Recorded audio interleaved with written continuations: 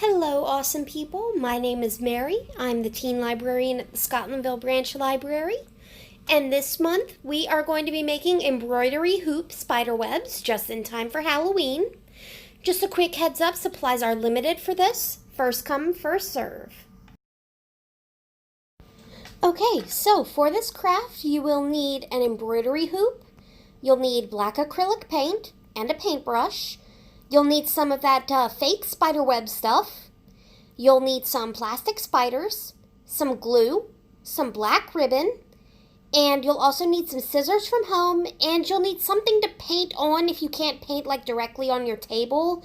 So something like a scrap piece of paper or like a magazine or something to paint on. So first things first is you want to paint your embroidery hoop. You'll want to start by separating the two halves of the hoop. You've got a big hoop and a small hoop. You'll want to loosen the screw at the top of the large hoop and pop that smaller hoop out.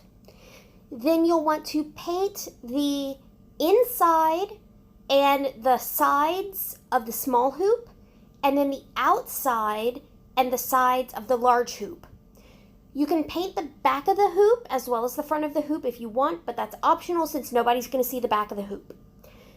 You can also paint the inside of the large hoop and the outside of the small hoop if you want, but be careful and make sure that both sides are completely dry before you try to pop them back together.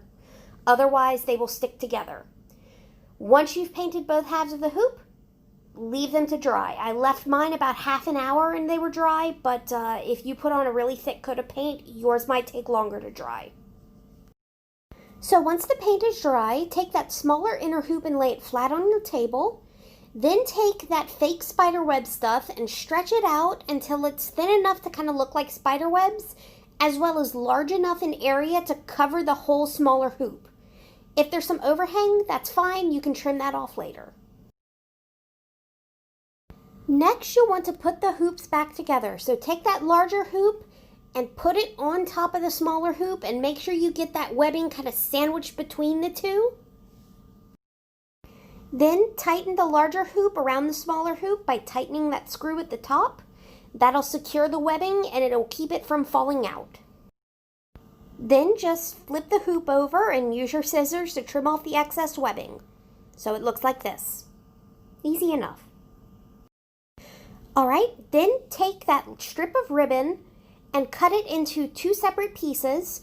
One should be about 8 inches long and then the other one should be the rest of the length of the ribbon. The measurement it doesn't really need to be exact, but one should be noticeably longer than the other. Alright, so you're going to want to take that shorter length of ribbon. You'll want to thread it through that gap between the large hoop and the small hoop underneath that screw. And you want to tie it into a double knot. Once you've tied it into a double knot, you can then turn it around so that knot is facing downward and the loop is facing up. And then at that point, if you want to hide the cut ends of the ribbon behind the hoop, you can do that.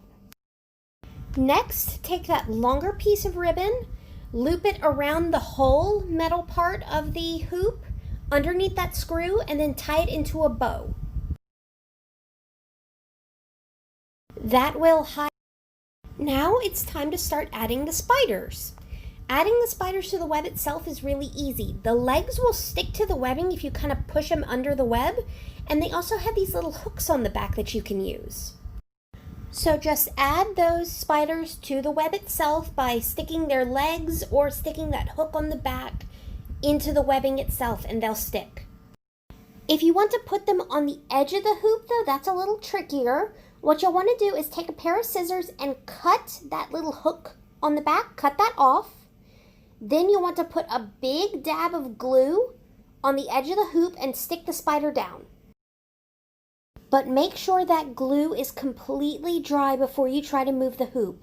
If you try to move it before that glue is completely dry, the spiders will fall off. What I did is I let my glue dry for about 3 hours. But you may want to leave yours to dry overnight. And that's it. It's done.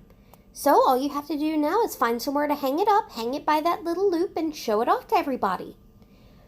Have a very safe and happy Halloween, and stay awesome. Enjoy!